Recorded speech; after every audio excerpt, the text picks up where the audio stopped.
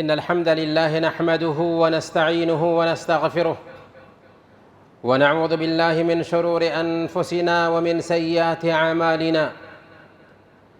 من يهده الله فلا مضل له ومن يضلل فلا هادي له، وأشهد أن لا إله إلا الله وأشهد أن محمدًا عبده ورسوله. فإن خير الحديث كتاب الله، وخير الهدي هدي محمد صلى الله عليه وسلم، وشر الأمور محدثاتها وكل محدثة بدعة وكل بدعة ضلالة وكل ضلالة في النار. فأعوذ بالله السميع العليم من الشيطان الرجيم. بسم الله الرحمن الرحيم. يا أيها الذين آمنوا إذا قيل لكم تفسحوا في المجالس فافسحوا يفسح الله لكم. رب اشرح لي صدري ويسر لي أمري واحلل عقدة من لساني يفقهوا قولي. سبحانك لا علم لنا إلا ما علمتنا إنك أنت العليم الحكيم. بزرگوں، دینی و ملی بھائیوں اور عزیز ساتھیوں، خطبہ مسنونہ کے بعد ہم نے ایک چھوٹی سی آیت تلاوت کی ہے، جس کے ضمن میں ہم مجالس کے آداب کے حوالے سے کچھ گفتگو کریں گے۔ مجلس کیا ہے؟ ہم کسی بھی مقصد کے تحت ایک جگہ پر اکٹھا ہوتے ہیں تاکہ آپس میں گفتگو کریں یا کسی کی بات سنیں، اسے ہم مجلس کہتے ہیں۔ اسلام سماجی دین ہے، سماج میں رہنا سکھاتا ہے۔ اسی لیے اللہ کے نبی صلی اللہ علیہ وسلم بیان فرماتے ہیں، المسلم الذي يخالط الناس ويصبر على اذاهم خير من المسلم الذي لا يخالط الناس ولا يصبر على اذاهم۔ جو مسلمان لوگوں کے ساتھ مل جل کر رہتا ہے، ان کی تکلیف برداشت کرتا ہے، یہ مسلمان اس مسلمان سے بہتر ہے جو لوگوں کے ساتھ مل جل کر نہیں رہتا اور ان کی تکلیف برداشت نہیں کرتا۔ اس ناحیہ سے سماجی زندگی میں نشستیں ہوتی ہیں، مجلسیں منعقد ہوتی ہیں، لیکن ہمارا دین چونکہ ایک مکمل نظام حیات ہے، اس لیے ان مجلسوں کے بھی آداب بتاتا ہے، ان مجلسوں کے بھی قوانین بتاتا ہے، ان مجلسوں کے لیے بھی رول اور ضابطہ دیتا ہے۔ مجلس کے کچھ آداب مجلس منعقد ہونے سے پہلے ہوتے ہیں، کچھ آداب مجلس کے بیچ میں ہوتے ہیں اور کچھ آداب مجلس کے بعد کے ہوتے ہیں۔ مجلس منعقد ہونے سے پہلے کے آداب کیا ہو سکتے ہیں؟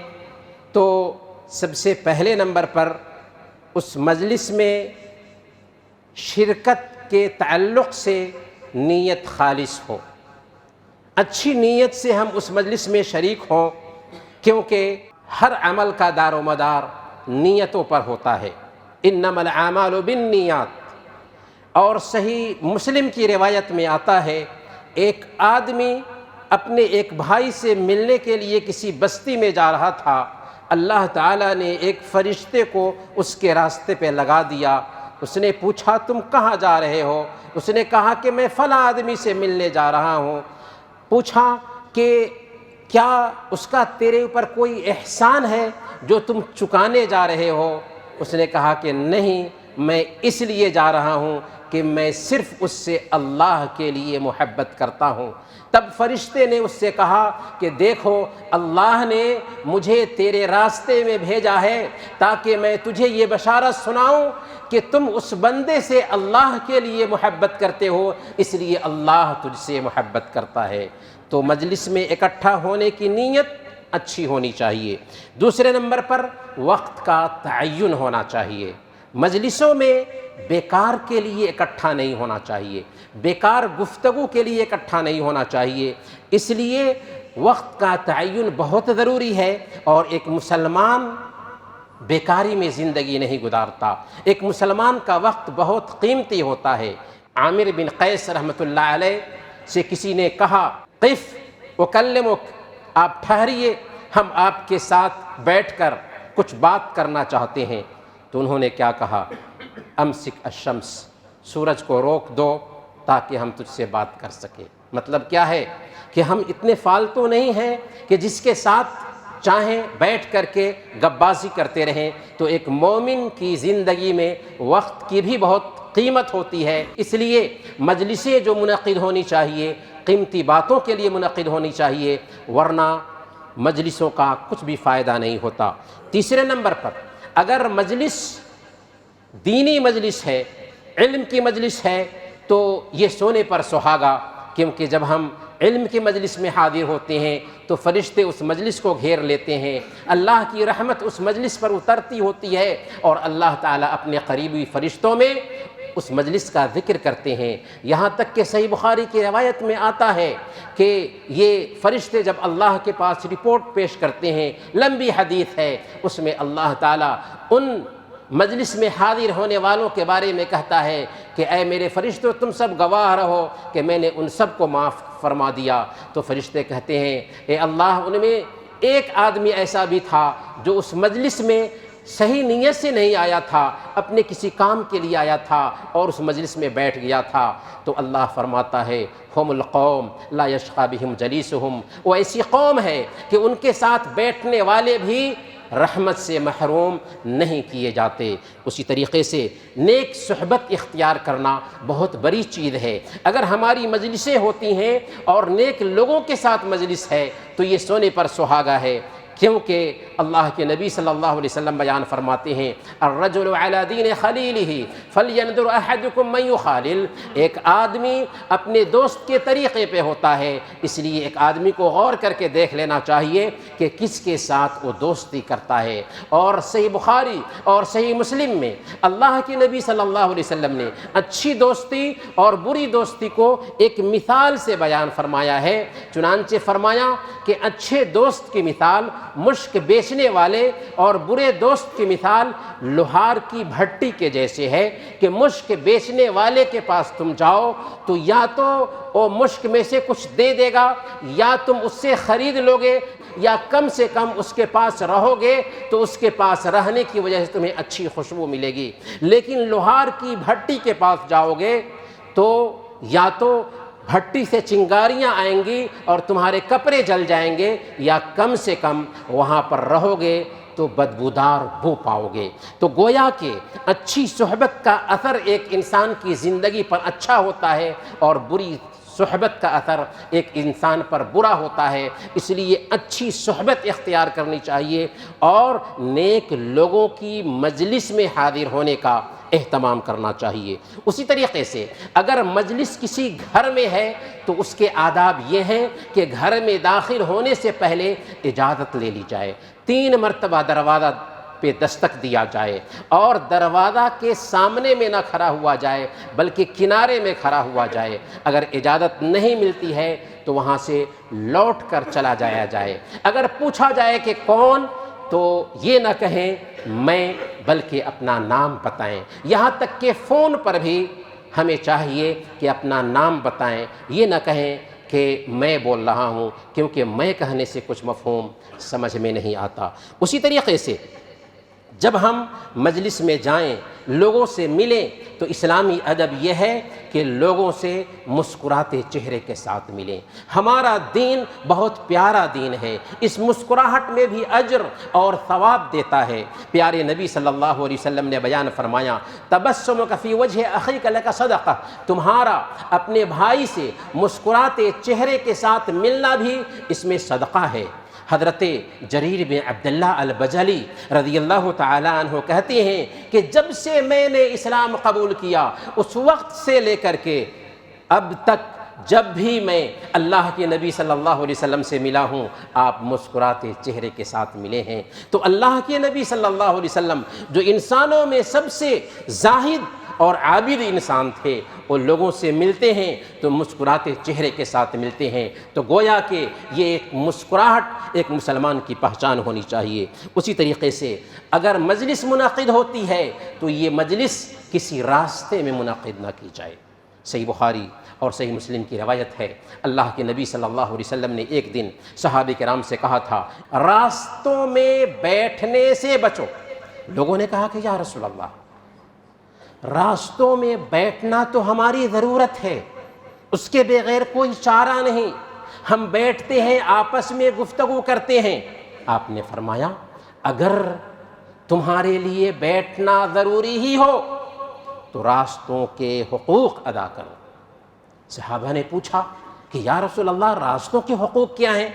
آپ نے فرمایا غض البصر وکف الاذی ورد السلام وامر بالمعروف ونہی عن المنکر۔ نگاہیں نیچی رکھو، تکلیف کو دور کرو، سلام کا جواب دو، بھلائی کا حکم دو اور برائی سے روکو۔ یہ 5 آداب ہیں، اگر ہم راستے میں بیٹھتے ہیں تو ان آداب کا پاس و لحاظ کریں۔ اسی طریقے سے مجلس میں اگر ہم جاتے ہیں تو جہاں جگہ ملتی ہے وہاں پر بیٹھنا چاہیے، لوگوں کی گردنیں پھلانگتے ہوئے آگے بیٹھنے کی کوشش نہیں کرنی چاہیے۔ اسی طریقے سے اس بات کا بھی اہتمام کرنا چاہیے کہ جب ہم مجلس میں آتے ہیں تو سلام کریں۔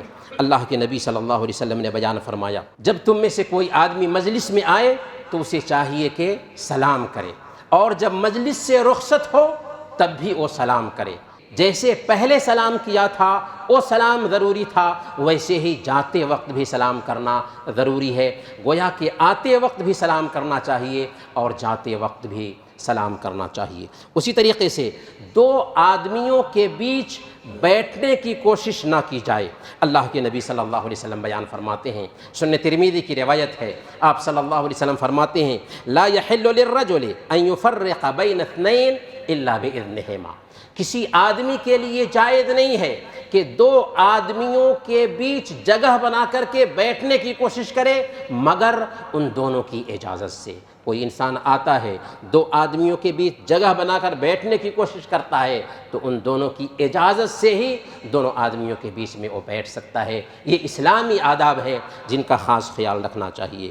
تو یہ آداب ہیں مجلس سے پہلے کے۔ مجلس کے بیچ کے کیا آداب ہو سکتے ہیں؟ تو سب سے پہلے نمبر پر اچھی گفتگو ہونی چاہیے۔ مجلس کے بیچ جائیں تو گفتگو اچھی ہونی چاہیے، اس لیے کہ ہمارا دین اچھی گفتگو میں بھی ثواب رکھتا ہے۔ اللہ کے نبی صلی اللہ علیہ وسلم صحیح بخاری اور صحیح مسلم کی روایت کے مطابق بیان فرماتے ہیں، من کان یؤمن باللہ والیوم الآخر فلیقل خیرا او لیصمت۔ تم میں سے ایک آدمی جو اللہ پر اور آخرت کے دن پر ایمان رکھتا ہو، اسے یا تو اچھی گفتگو کرنی چاہیے، اچھی بات کرنی چاہیے، ورنہ خاموش رہنا چاہیے۔ کیوں؟ اس لیے کہ اس زبان کا بھی مواخذہ ہونے والا ہے۔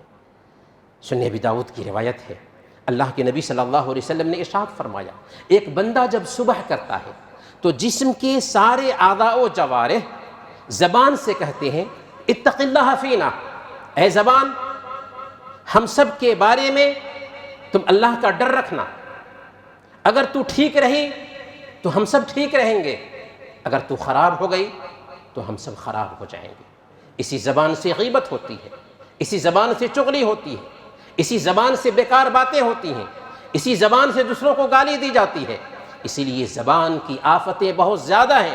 مجلسیں منعقد ہوتی ہیں، اچھی بات ہے، لیکن اگر اس مجلس میں غیبت ہو، چغلی ہو، بیکار بکواس ہو تو یاد رکھیں کہ یہ آفت ہے، یہ مصیبت ہے۔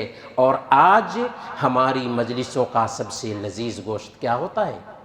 آج ہماری مجلسوں کا سب سے لذیذ گوشت یہ ہوتا ہے کہ ہم اپنے مردہ بھائی کی بوٹی نوچ نوچ کر مزے لے کر کھا رہے ہوتے ہیں۔ ایحب احدکم ان یأکل لحم اخیہ میتا فکرہتموہ، کیا تم میں سے کوئی آدمی غیبت کر کے یہ پسند کرتا ہے کہ اپنے مردہ بھائی کی بوٹی نوچ نوچ کر کھائے؟ یہ تو ضمیر تیرا برداشت نہیں کرے گا۔ تو گویا کہ ہماری مجلسیں پاک ہونی چاہیے زبانی آفتوں سے۔ اسی طریقے سے جب ہم مجلس میں ہوں تو مجلس کے بیچ بات ہو رہی ہے تو بات پہ کان لگائیں، کان لگا کر سننے کی کوشش کرنی چاہیے بات کو۔ صحیح بخاری کی روایت ہے، حضرت ابو سعید خدری رضی اللہ تعالیٰ عنہ بیان فرماتے ہیں کہ اللہ کے نبی صلی اللہ علیہ وسلم کی مجلس میں جب ہم لوگ ہوتے، اللہ کے نبی صلی اللہ علیہ وسلم بات کر رہے ہوتے تو ہماری یہ حالت ہوتی تھی کہ لگتا تھا کہ ہمارے سروں پر پرندہ بیٹھا ہوا ہے۔ ظاہر سی بات ہے، اگر پرندہ بیٹھا ہو اور ہلکی سی بھی حرکت دی جائے گی تو پرندہ اڑ جائے گا۔ یہ کیفیت ہوتی تھی صحابہ کرام کی اللہ کے نبی صلی اللہ علیہ وسلم کی مجلس میں۔ اس لیے بات ہو رہی ہے تو بات کو، مجلس کی گفتگو کو غور سے سننے کا اہتمام کرنا چاہیے، اور بات ہو رہی ہے تو کسی کی بات کاٹنی نہیں چاہیے، بلکہ اہتمام سے اس کی بات کو سننے کی کوشش کرنی چاہیے۔ عطا بن ابی رباح رحمۃ اللہ علیہ بہت بڑے عابد اور زاہد تھے۔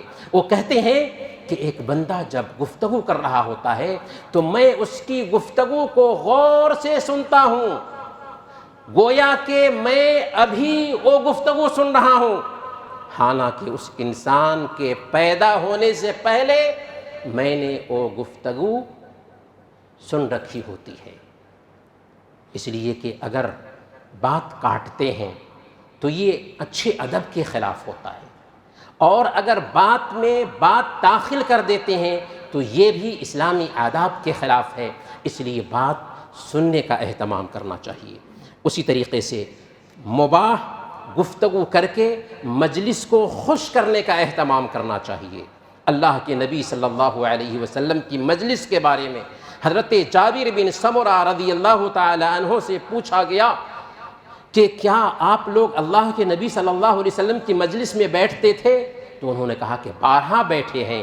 اللہ کے نبی صلی اللہ علیہ وسلم فجر کی نماز پڑھتے تھے اور اپنے جائے نماز سے اٹھتے نہیں تھے یہاں تک کہ سورج طلوع ہو جاتا تھا، پھر اس کے بعد صحابہ سے باتیں کرتے، صحابہ زمانے جاہلیت کی باتیں آپ کو سنایا کرتے تھے، خود ہنستے تھے، اور اللہ کے نبی صلی اللہ علیہ وسلم بھی ان کے ساتھ مسکرا رہے ہوتے تھے۔ اور آپ کے علم کے لیے اللہ کے نبی صلی اللہ علیہ وسلم صحابہ کے ساتھ بیٹھتے تھے تو صحابہ کرام جس ٹاپک پر گفتگو کر رہے ہوتے اس ٹاپک میں شرکت کرتے تھے اور آپ بھی اس ٹاپک سے دلچسپی لیتے تھے۔ مجلس کا ادب ہے کہ مجلس میں اگر کسی طرح کا منکر ہے، کسی طرح کی غلط باتیں ہو رہی ہیں تو اس پہ نکیر کیا جائے۔ کیوں؟ اس لیے کہ صحیح مسلم کی روایت ہے، اللہ کے نبی صلی اللہ علیہ وسلم بیان فرماتے ہیں، تم میں سے ایک آدمی اگر کسی منکر کام کو دیکھے تو اسے چاہیے کہ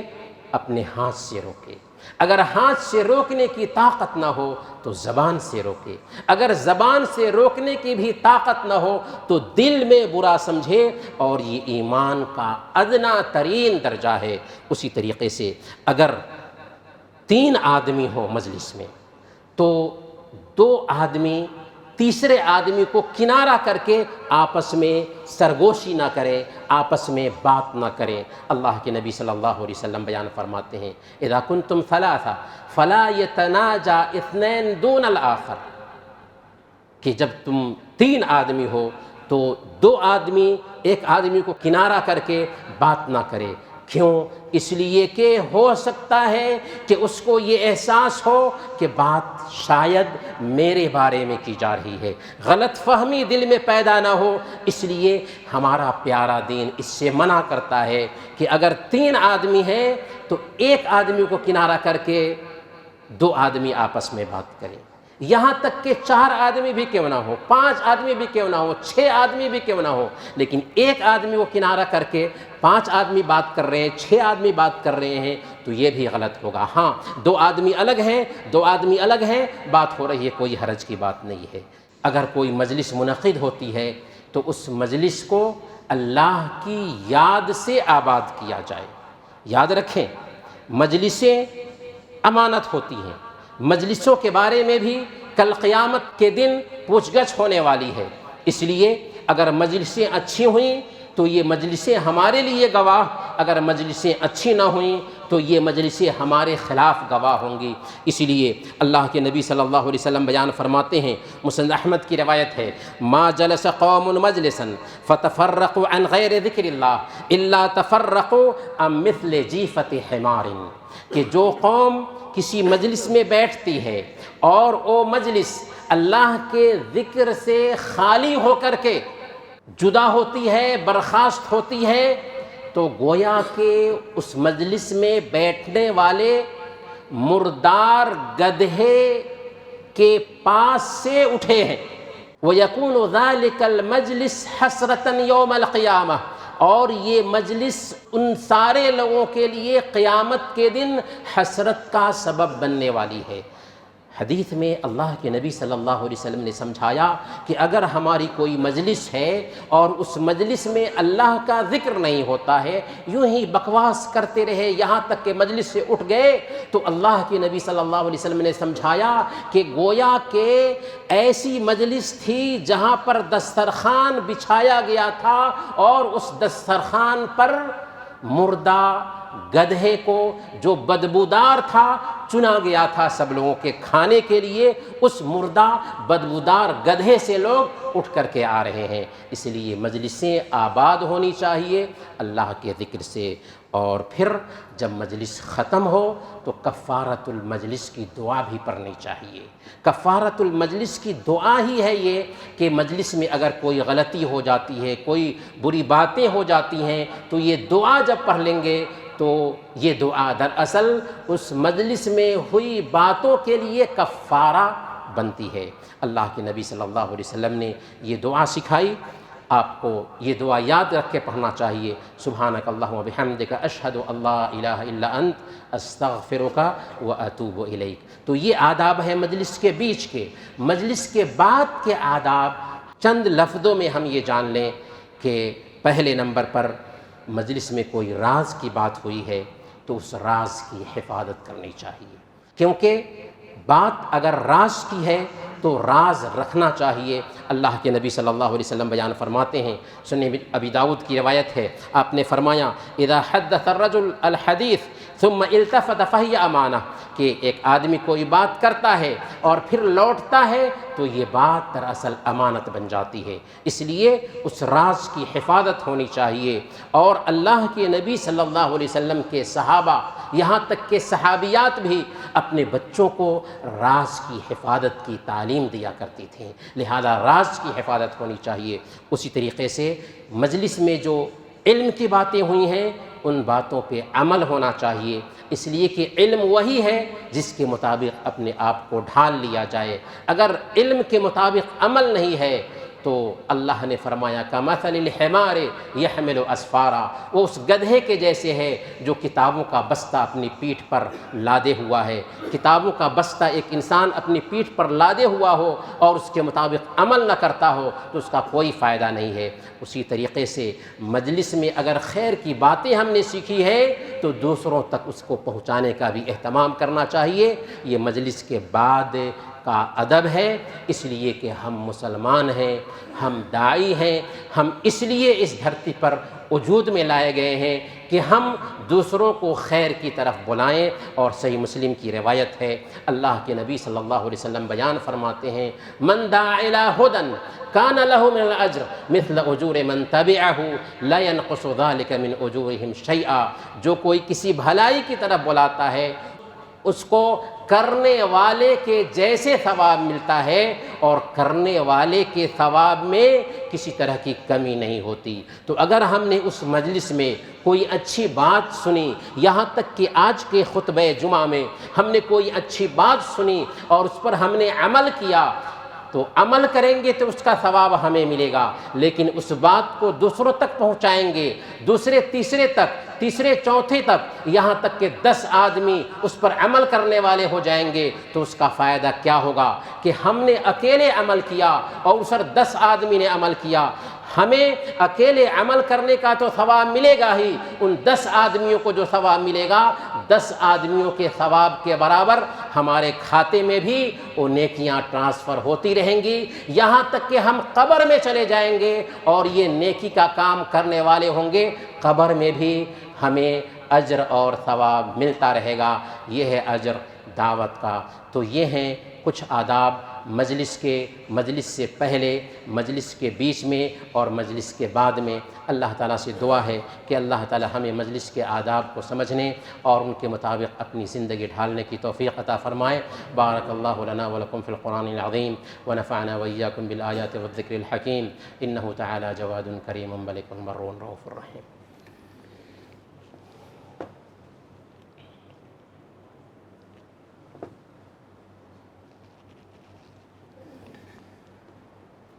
إن الحمد لله نحمده ونستعينه ونستغفره ونعوذ بالله من شرور أنفسنا ومن سيئات أعمالنا، من يهده الله فلا مضل له ومن يضلل فلا هادي له، وأشهد أن لا إله إلا الله وأشهد أن محمدًا عبده ورسوله، فإن خير الحديث كتاب الله وخير الهدي هدي محمد صلى الله عليه وسلم، وشر الأمور محدثاتها وكل محدثة بدعة وكل بدعة ضلالة وكل ضلالة في النار، فأعوذ بالله السميع العليم من الشيطان الرجيم، بسم الله الرحمن الرحيم، إن الله وملائكته يصلون على النبي يا أيها الذين آمنوا صلوا عليه وسلموا تسليما، اللهم صل وسلم وبارك على محمد وعلى آل محمد كما باركت على إبراهيم وعلى آل إبراهيم إنك حميد مجيد، وارض اللهم عن الخلفاء الراشدين أبي بكر وعمر وعثمان وعلي وعن سائر الصحابة أجمعين،